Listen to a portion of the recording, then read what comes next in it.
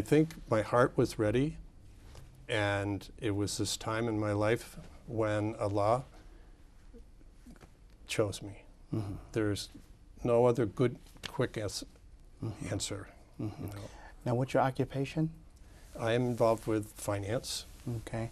And then how did your co-workers and everybody respond to the fact that you had become Muslim? Well, the ones that had known me for quite some time, they raised their eyebrow, and they said, "Come on, what is this?" And they think, okay, it's just something that'll go away. Mm-hmm. And 6 months later, I see them, or not everybody that I know I work with all the time. And so I have not had anybody like ridicule me or say, "You are crazy." They've been very tolerant of me and respectful. Mm-hmm. And one of my very good friends, who is ethnic Chinese, he is a born-again Christian. Mm-hmm. He is the most supportive mm-hmm. of my friends. Right. And I pray at work, and there's nobody telling me not to do that, and I'm able to have privacy. Mm-hmm. And everyone, including the president of the company I work for, knows, and nobody confronts me with it or complains. Mm-hmm. And as you mentioned before, that you're a serious guy.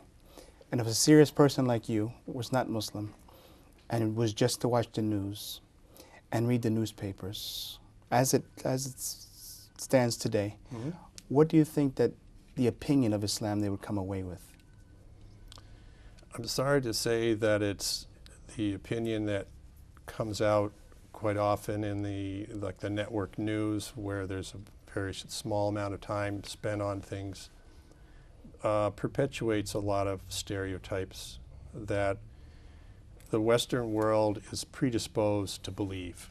Mm-hmm. There are a lot of biases, there's a lot of ignorances that prey on the ignorance of Americans. I mean, Americans don't have a knowledge of Islam. They don't have a knowledge of the cultures where Muslims come from. Mm-hmm. And it's not that they have meanness towards them, but it's ignorance. Mm-hmm. So they are like fertile ground for some misinformation or some biased information to take hold. And so that is the only thing they know. And with the violence that is always on television, you get some sense that there is this group of Muslims who are violent. Mm-hmm. I think there is better understanding now that those people are not following the religion. Mm-hmm. These are people acting against Islam. Mm-hmm. And that there is a group of Muslims who are devout and religious people, mm-hmm. and they're not violent. And I think the word is getting out slowly. Mm-hmm. Okay. Well, I will ask you, because often I'm asked, when people think about Muslims in America, they think about immigrant Muslims, mm-hmm. Afro-American Muslims, and they ask me why we don't see, since the majority of the people in America are Caucasian, at least today anyway, why we don't see more Caucasian Americans becoming Muslim. I mean, if someone asked you that question, what could you say? Well, there's nothing specific to being a Caucasian American that would prohibit that. Mm-hmm. But there's, for example, within the Black American community, there is some cultural nourishment mm-hmm. that would allow that. But in the white American community, there are no historical antecedents other than some immigrants from very long ago in the 30s mm-hmm. that came to the U.S. There just isn't the knowledge of any Muslims. Mm-hmm. There's not an example where a typical white American is going to go to a school where there'll even be a Muslim. Mm-hmm. So it's really the lack of exposure. Mm-hmm. I think today the young people, my children, mm-hmm. they get this exposure mm-hmm. in their colleges, and they see that it is a world of people, not just one country. Mm-hmm. And their friends are much more diverse than I would have had a chance to meet, you know, growing up. You would say, well, you don't know any black people. Well, there aren't any black people. It's not because I don't want to know a black person or I don't want to know a Muslim, but there aren't any here. And so in this part of America anyway, there's no proximity to an opportunity to learn. But I don't think that when you go one-on-one with a Caucasian American that there's any reason why you would find resistance to Islam. And as you studied and learned about Islam, do you think there are things from Islam and Islamic culture that the society, the culture here in America could benefit from? Oh, there are lots of things. America is based on consumerism. And consumerism is beginning to really erode the society because it creates so much debt.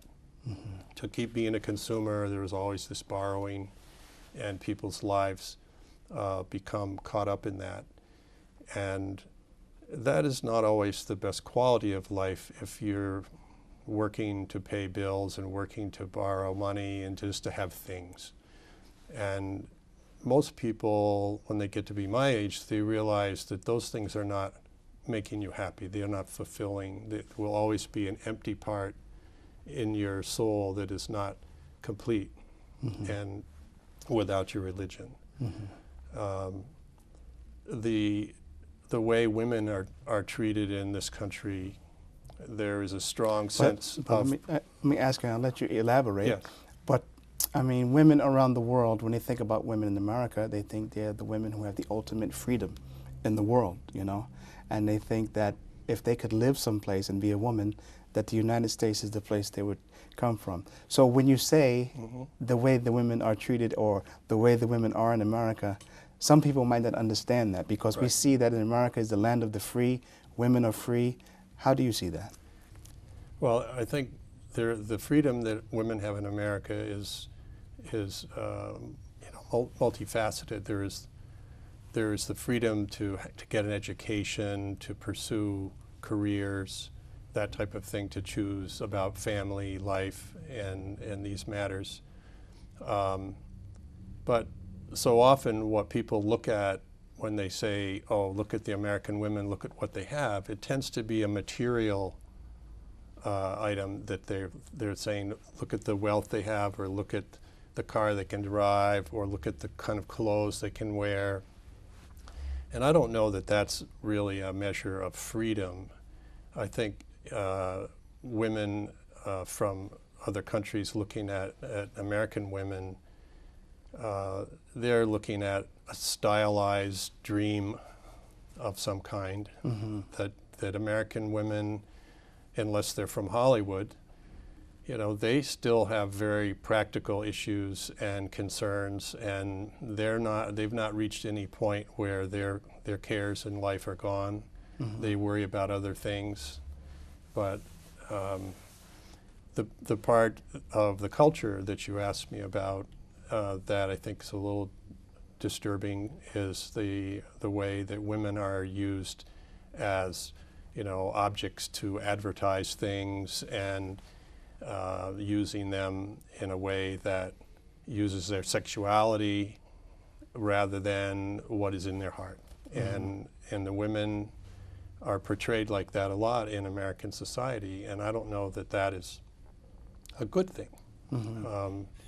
As the example is, when the woman is coming down the street with a miniskirt, the young men are not looking at her inner goodness. Okay, and so as a Muslim, you are more sensitive to that, and you really think more about what is in this woman's heart, what is in her mind, what is she thinking. And I think in America,